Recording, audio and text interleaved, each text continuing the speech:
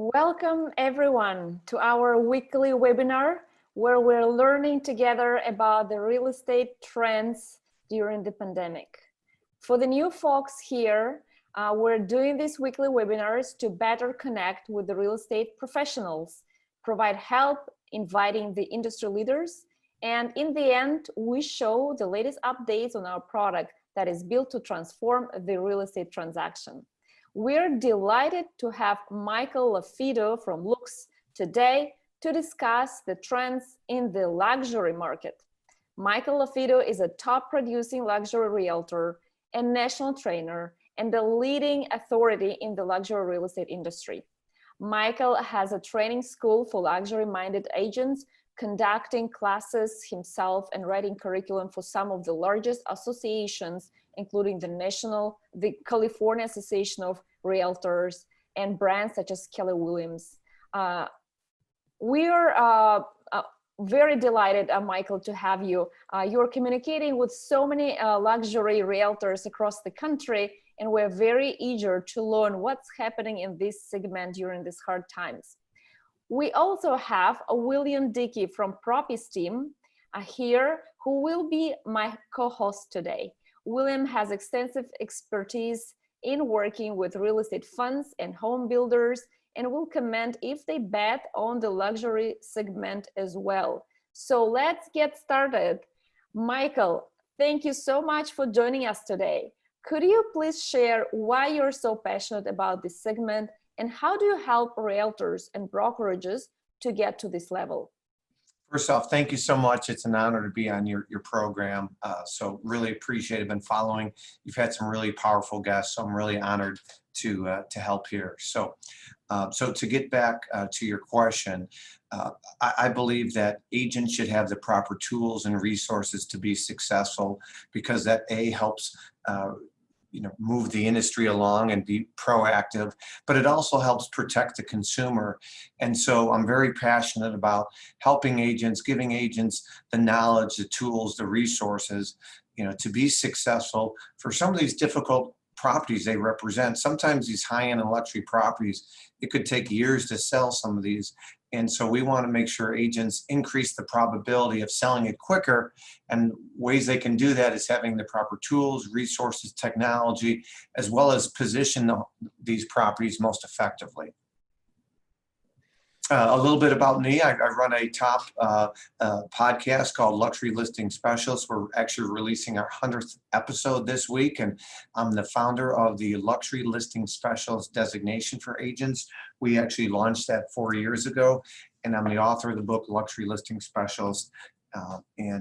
So we get different perspectives from large brands, from franchises, from independents. We help team leaders, individual agents, as well as franchises either launch or strengthen their luxury presence and their luxury divisions. Michael, thanks so much for joining us. Great to be here. So you have such a unique perspective because you deal with people all over the country, and I'm in New York City, and what I've seen throughout this pandemic is people leaving the city in mass, and a lot of the high-end stuff, certainly the Hamptons, a lot of the hamlets that are just outside of New York, people are flocking to, whether it's renting, and I know people that are buying stuff sight unseen. So from your perspective, there's this demand as people exit cities, and this is sort of accelerated, whether they were thinking maybe 3 years down the road, they want to start a family and move out. Now that time frame's turned down to, we're going to do it now, or people that are just so freaked out by what's going on that they want to get out. So, I've seen it where I'm currently quarantining up in Vermont, a lot of the mid-range and some high-end stuff. But from your perspective, what has this movement, or how has this movement affected the high-end market? Yeah, so give you an idea, again, I'm based in the Chicagoland market, but I can speak on multiple markets just because some of our coaching clients, East Coast, West Coast, Texas, Florida. So I have a pretty good, thorough representation, not just in the United States, but in other countries, but specifically first in Chicago, then I'll talk other markets. So in the Chicagoland market, COVID-19 has done just kind of what it's doing in New York and some of these other markets. There's such a high desire for some upper end and higher end properties because of COVID-19. So for example, in downtown Chicago, we're seeing a lot of buyers for these luxury $1 million, $2 million, $3 million plus properties from the city. These buyers are coming from the city because strict shelter in place. There's been some protesting and some violence in these larger cities. And a lot of these buyers, they're like, hey, I want to have my own estate. I want to have my kids be able to play freely, even if they can't play with their friends, to get outside, play basketball, run around, ride a dirt bike, whatever it might be, have some land. Where in these in the cities, you got vertical living with the condos and townhouses, not so many single family, and certainly not, larger parcels of land. So we're definitely seeing a mass, I don't want to say exodus, but we're definitely seeing a high demand for these luxury properties. And to be honest, this is the strongest luxury market in the Chicagoland suburbs we've seen in 10 plus years. I've had a multiple offer situation just over the last couple of days on $1 million plus property. And we haven't seen multiple offer situations in the $1 million plus price point, as I mentioned, in the suburbs in 10 plus years. So we're definitely seeing that in Chicago, and I referenced why that's the case. And then as far as other markets, talking to other top luxury agents, they're seeing the same thing. For example, I had a conversation the other day with a top agent in Houston, and she's had more activity on her $1 million plus properties in the last 30 days than she had in the previous year. Wow. Yeah. I can speak to that up here in Vermont. I was talking to an agent and he's done more business in the last 2 months than he did all of last year. So Yeah. A lot of that's on the high end. He just sold a $2.5 million house that was on the market for less than 2 weeks. Yeah, and so I have some numbers here to share with the audience. So the demand for $1 million homes in the US returned to pre-coronavirus pandemic levels in May, according to Realtor.com. Searches for $1 million homes rose 7.3% in May, outpacing the 6.2% growth before March when the virus hit the US. In April, searches for pricey pets fell 9.5% from a year ago. Even the high-end market in New York City is seeing some sign of life. Just a month earlier, the coronavirus lockdown basically ground the city's luxury housing market a halt. But there were a number of contracts that are like 7 contracts totaling at $85 million signed for properties being sold for at least $4 million this week. And so these numbers are growing, and we see more activity with our own customers on Propy in the luxury segment, specifically Luciani Serifovich, our dear customer in New York City, that is working with celebrities and high net worth individuals. So we're definitely seeing more increased trends, and probably there are a number of agents and brokerages are looking for shifting not only to the luxury market, but I think we are talking here also the shift of the regions, locations, and areas from downtowns, urban areas to suburbans. Michael, can you speak to specific tips and recommendations when such agents and brokerages are willing to shift, what they need to learn? What are the misconceptions that you've seen in the luxury market? Yeah, I'd be happy to answer that. And one other thing that I wanted to bring up with executives and businesses in general being more relaxed on working from home, it makes the desirability for some of these high-end and luxury properties even more desirable, where before, the C-level, the executives, they didn't want to make the hour commute into the city or take the train, public transportation into the city. Now with businesses being more adapt to working from home and Zoom trainings like this, that also makes it easier for those high-end and luxury properties for buyers to purchase those. So I wanted to mention that based on what we were talking about.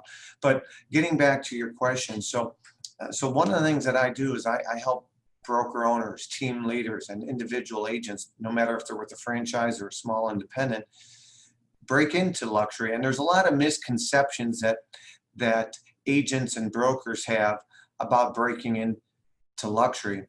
And I'm a former football coach, so I'll use a couple quotes, but Lisa Hayes once said, "Be careful how you talk to yourself, because guess what? You are listening." And so I believe many times that the biggest obstacle for an agent or a broker or a team leader into breaking into luxury and being successful is right here in between the ears, is the mindset. So I teach agents to learn, be a student of the game. I tell agents all the time, when you grow your knowledge, your confidence will grow. Well, let's talk about some ways that agents can grow their knowledge, team leaders, broker owners can grow their knowledge when it comes to luxury. Well, there's so many great podcasts out there. There's Facebook groups, there's white papers, there's books. And so there's a lot of great free content out there that agents and team leaders can grow their knowledge and be more confident. When an agent and a team leader or broker owner is more confident, they're more likely to step out of their comfort zone. So getting back to the misconceptions, there's some misconceptions that you have to be licensed for X amount of years before you can sell luxury. You have to come from wealth yourself to sell luxury.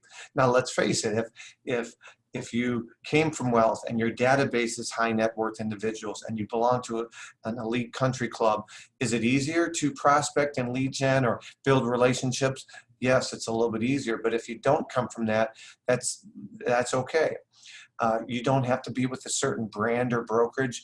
You know, I was doing a training in Dallas, and we had over 50 agents during one of my live designation classes.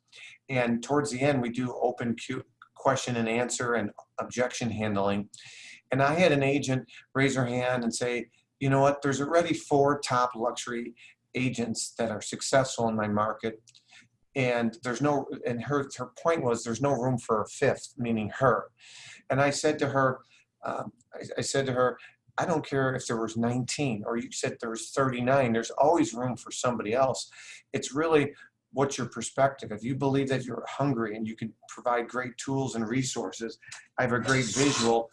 You know, if you deliver silver platter type service to your clients and you have amazing print marketing or digital marketing or all the above, there's certainly room for a 5th, for a 20th, for a 38th, fill in the blank, it doesn't matter."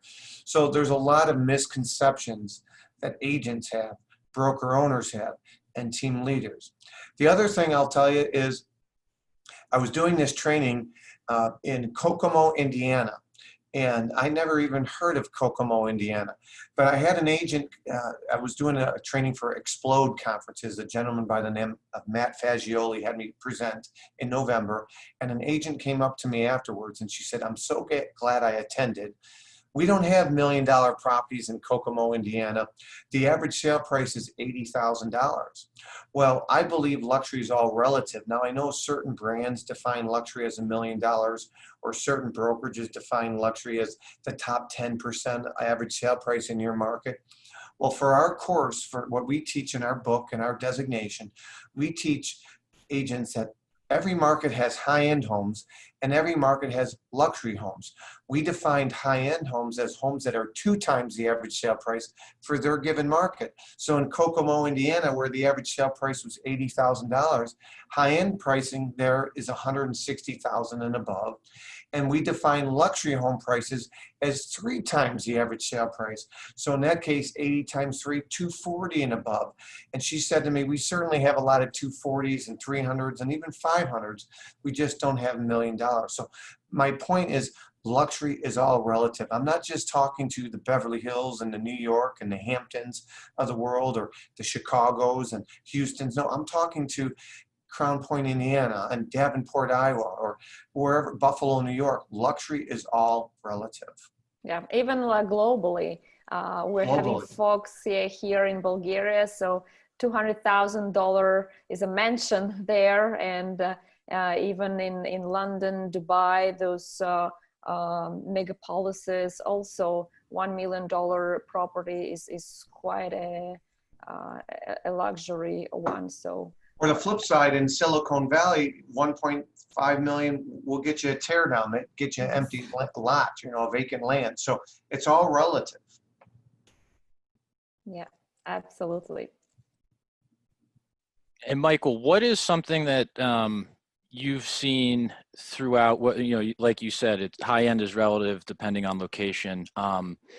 In terms of how people, agents, brokers have had to adapt during COVID to whether it's to show properties, manage a transaction, all that kind of stuff. What new technology are they using? How is the process being different? Are they doing tours now? Is there more utilization of virtual tours? What's been your perspective with the conversations you've had? Yeah, great question. So, in real estate, people are always looking for this easy button. I know it's, the easy button, but there's no real easy button in real estate, right? So just like to use a football analogy, National Football League, it comes down to sometimes blocking and tackling, some of the fundamentals. So some of the fundamentals in luxury real estate, technology-wise and non-technology wise, is first off, it's about relationships. It's about relationships. You got to be likable. You got to be trustworthy. Building trust is very difficult. Like the movie with Robert De Niro from 2000, Meet the Parents, the circle of trust. It's very difficult to penetrate the circle of trust with high net worth individuals. So that takes time. There's some things that you can do to build trust, and some of the things you can do is build value, bring content marketing, technology. We're talking about video. I'm a big believer in video. Last year we did 34 trainings across the globe, including Mexico and Canada, and I asked the audience, how many of you are producing videos, content, tips for buyers, tips for sellers, market updates? How many of you have a YouTube channel where you've posted those videos in the last 2 or 3 videos in the last month? And consistently, only 10 to 20% of agents were doing so. Now, I bet you when all the dust settles from COVID-19, that might double. That might be 20, maybe it might triple, 30%. But said differently, 70 to 80% of agents still are not consistently putting video out there. So getting back to your question, video is key. We are in a show and tell industry. Everybody's got their smartphones. We're basically a dating app. People are swiping left or right on our listings, from Tinder. If Tinder's a dating app, swipe left, you're not interested. Swipe right, you are. So agents have to have amazing photos. They got to have both video, and on some of these luxury properties, both video and virtual tours. Okay, I'm a big believer of video over the 3D walkthrough tours. However, for a home, called 7,000 or 8,000 square foot or more, you probably need both video and virtual walkthroughs because there are people buying these properties sight unseen, and the agents and the brokers that are doing a better job of positioning these homes online, they're going to get more sign calls. They're going to get more internet leads. They're going to convert lookers to buyers a lot easier. Remote closings is another way, right? So, many of the, especially high net worth individuals, you'll see more power of attorneys where they're not attending the closings more so than probably entry level or average price buyers or sellers because they're very busy or they own homes across the globe.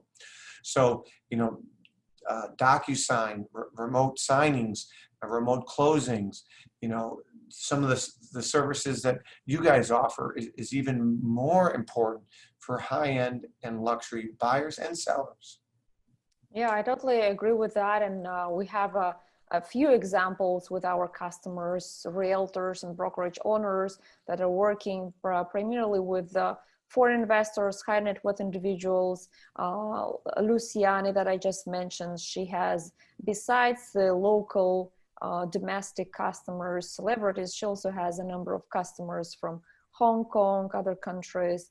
Also Atsuki Yubi, our dear customer, she has a team serving primarily Japanese high net worth individuals that are investing in the United States in real estate, both commercial and residential. The key feature they love in our product is actually preserving privacy and confidentiality. These high net worth individuals are very sensitive on sharing information via email because this is where hackers are attacking the most. So they want to have a safe environment, a platform behind a password where these high net worth individuals, together with their assistants or people they gave power attorney to exchange all the documents, to sign it with DocuSign integrated on Propy, and make sure that everything is safe there. So that's one of the cases where we see that obviously it's not important only for the higher net worth individuals. It's also a demand coming from millennials and any type of customers. They want 5-star services. Michael, you mentioned before. It's in addition to great relationship building, in addition to representing yourself on social media with your values, just being there so that your customers know you. They also expect that you have a very seamless experience online, and they would expect that they will have a clean design like Tesla or iPhone. So it's really important to realtors to vet the tools they're using and check if they're really easy for the consumer, for the customer. Yeah, that's a great point. The other thing you talked about confidentiality. So in March, seems like a year ago, but 4 months ago, we helped Keller Williams launch their luxury division down in Mazatlan, Mexico. They had their big Mexico family reunion, 1,000 agents there. And we certified over 50 agents with our designation. And one thing that was apparent is, for example, in Mexico, and it's probably the same in the United States and Canada, you have to communicate with your client, because there's many high net worth sellers in Mexico that want to keep a low profile when selling their home. So in other words, you can't assume the seller wants the video and the 3D tours and the floor plans out there. They might want a private sale. They want to keep it confidential because of security and safety, and maybe they don't want their employees to know the kind of lifestyle they live. So again, it all starts with a dialogue. You got to communicate to figure out what's important with your seller or your buyer, and prioritize accordingly. Michael, another question on my end. So I used to work in the single family rental space and worked with a lot of the big institutional landlords. And, that was a different market segment. It was more of, kind of mid-range and targeting millennials that either can't afford to buy, don't want to buy, but don't want to live in a multifamily anymore. Do you see the same type of institutional money in the high-end space, especially now with this movement we've talked about, leaving cities, going to more space in the suburbs? Are there any institutional investors that are trying to take advantage of this? Yes, but they're typically your deal finders. In other words, they're looking for that motivated seller so they can get something at a 40-50% discount, where they're not your traditional, hey, this is going to be my primary residence. So are they out there? Are there more out there today? Yes, and I think you'll see more and more of this. So for example, I do believe you're going to see in some of these major cities, as I mentioned, Chicago, New York, where you have co-ops or these vertical condos where people are going to be taking losses, because real estate, sometimes we overcomplicate things, but it comes down to supply and demand.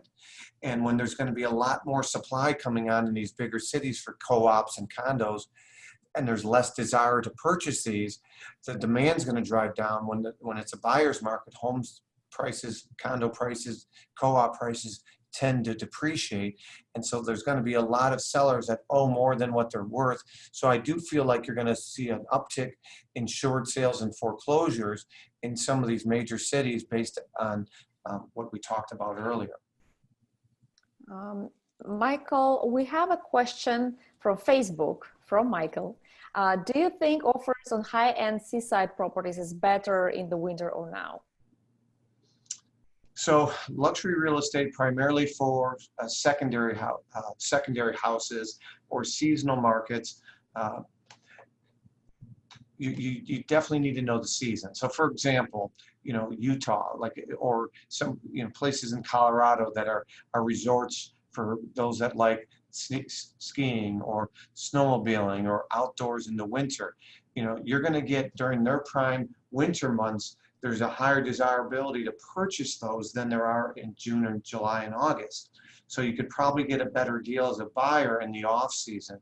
So answering Michael's question, seaside properties, obviously seaside he's probably referring to something along water during the prime season. In other words, I do feel like that's prime real estate, location, location, location, pre-COVID-19 and post-COVID-19. But I do feel like there's going to be a high desirability for properties on large bodies of water where you could do some boating and recreational activities. So particularly in the prime season, depending on if it's Greece, Italy, United States, you know, depends on which part of the country Michael's talking about. But if it's in the prime season, I definitely think, Michael, you're going to see much higher desirability for, you know, some of these, you know, these secondary properties or primary residence for these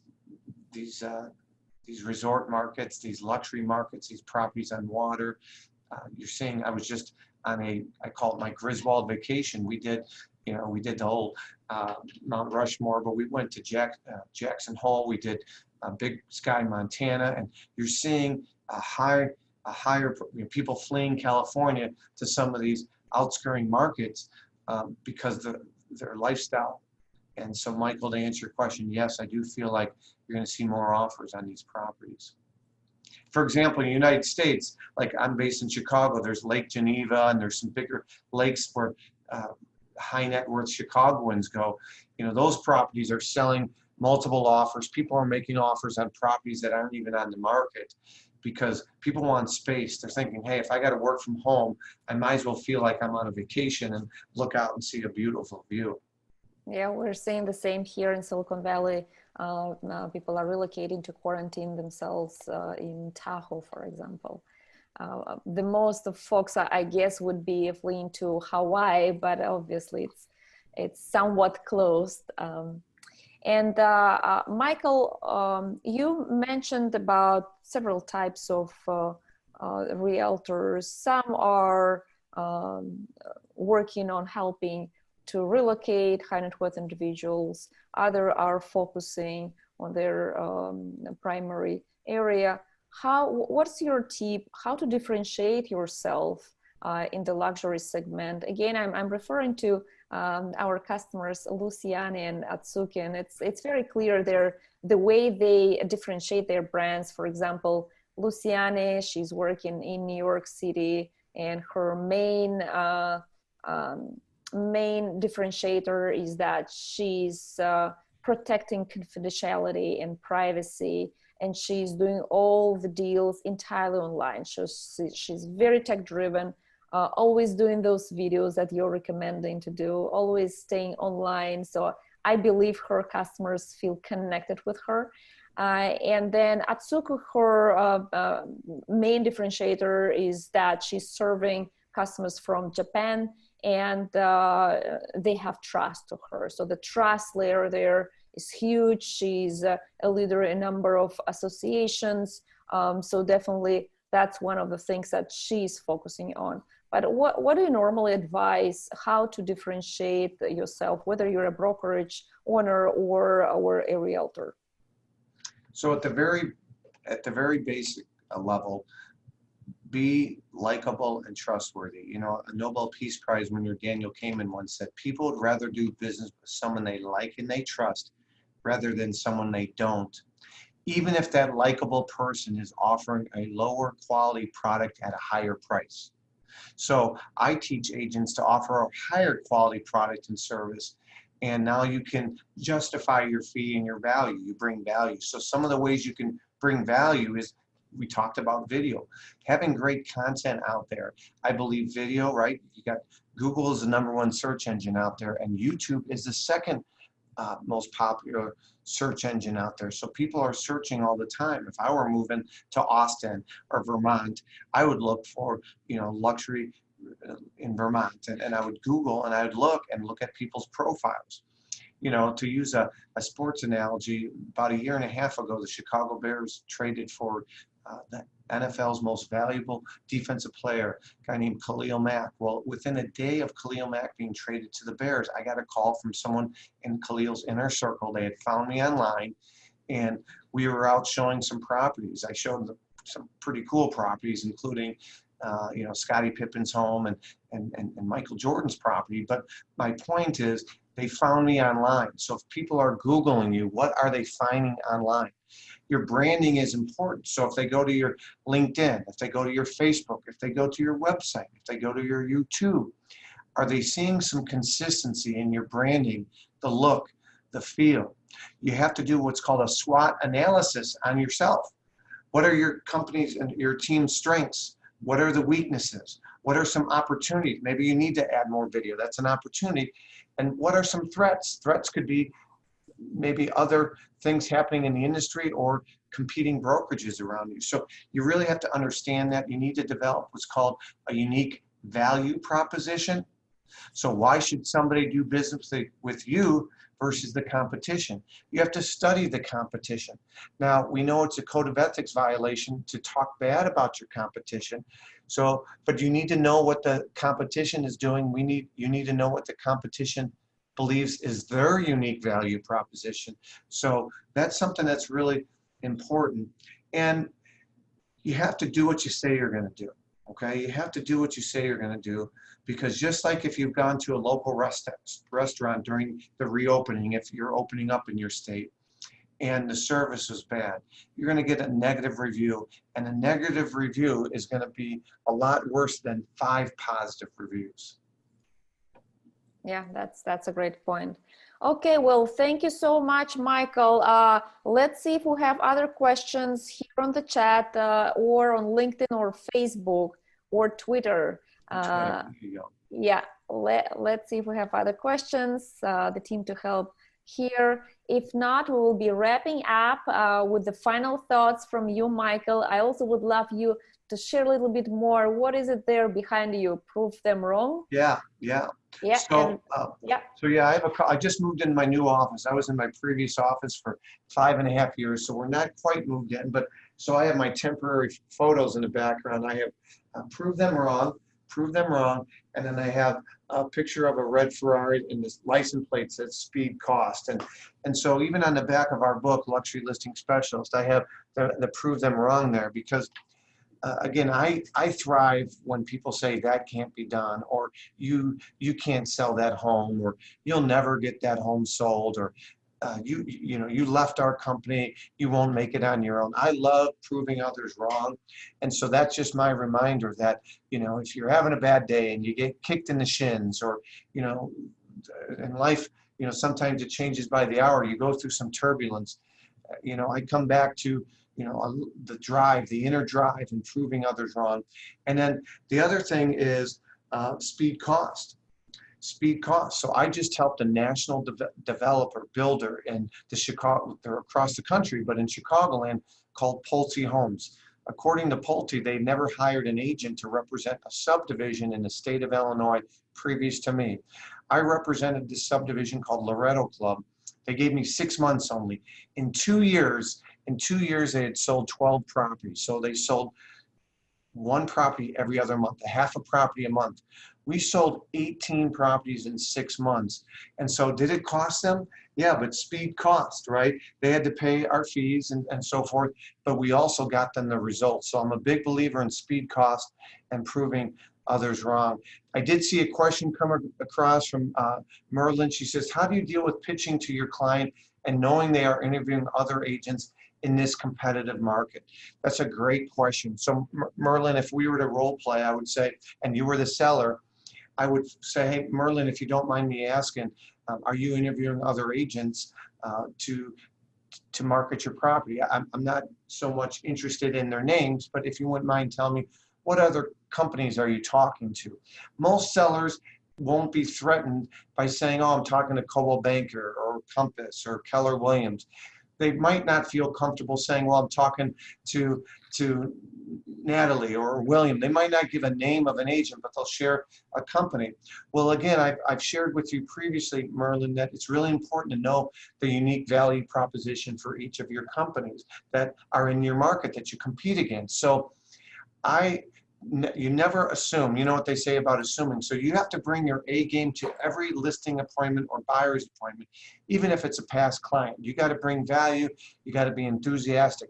As soon as you let your guard down and say, oh, I'm going to get this listing, they're repeat clients, you won't come prepared. You won't be as enthusiastic, and you won't get the listing. So you have to be transparent, be energetic, be honest, always be honest. So for example, this home on the book, my book I wrote, is Architectural Digest Most Beautiful Home for Sale in Illinois. It was on the TV show Empire for 6 years. It was the main character's house. On that listing appointment, Merlin, the seller asked me, point blank, how many homes have you sold in Barrington Hills, Illinois? I said, I haven't sold any homes, but your previous agents are kind of local experts and they haven't got your home sold. So if you want traditional, if you want to do the same thing over and over again, oh, by the way, Einstein defines that as insanity. I'm not your guy, but if you're looking for someone that's aggressive, thinks outside the box, is willing to incorporate video, you know, then let's work together. So be honest. If you haven't sold properties, always be honest, but turn what could be a perceived negative into a positive. Okay, bring more value. It's about experience. It's about value. Again, hopefully you have a stellar online marketing plan and print marketing as well. And I would add also, based on some of the tips on our previous webinars, we definitely recommend you to make a pitch deck or a presentation when you either visit the seller or you send this presentation by email. Definitely include what kind of tools you use, what kind of practices.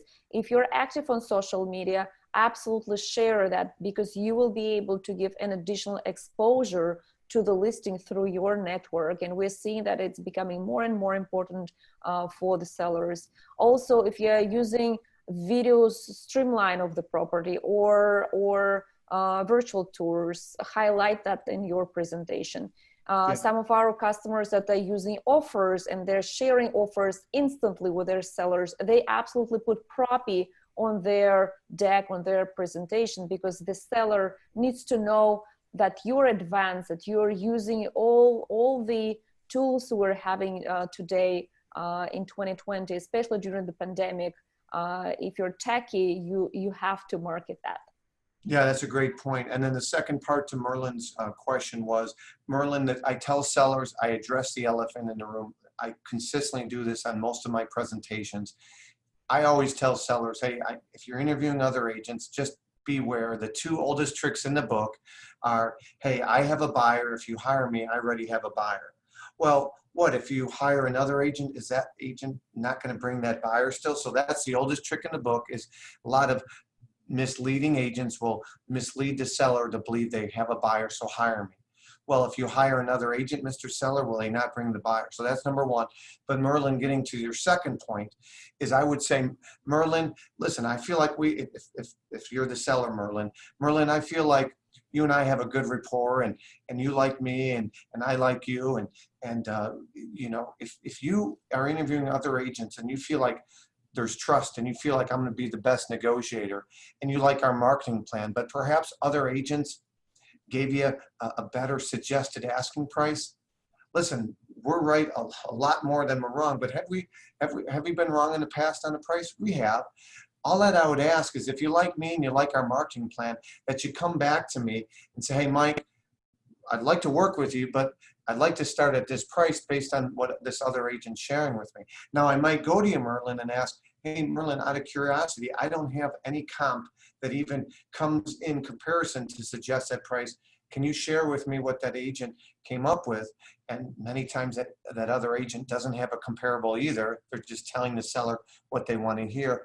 But Merlin, that leaves the door open. So if that seller did like you, but your price was lower than them, hopefully they'll give you the opportunity to say, hey, Merlin, I liked you, but you suggested 1.9. This other agent said 2.5. Would you consider taking on my property and working with me if we tried something a little bit higher?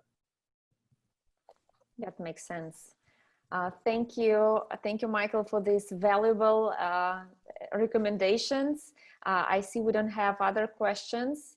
So thank you so much for being with us today. We will show a 2-minute demo right now, how Propy helps high net worth individuals and any customers that are demanding privacy, confidentiality, and a streamlined online experience when they are closing a deal online. So Michael, thank you so much. Everyone who is willing to stay online, please stay online to look at that. And Merlin, thank you. I see that you're saying that you use Propy and you like it a lot. This means a lot to us. So thank you so much for being with us and for using Propy. Thank you again for the opportunity. Thank you, Michael. Thanks, Michael. Thank you.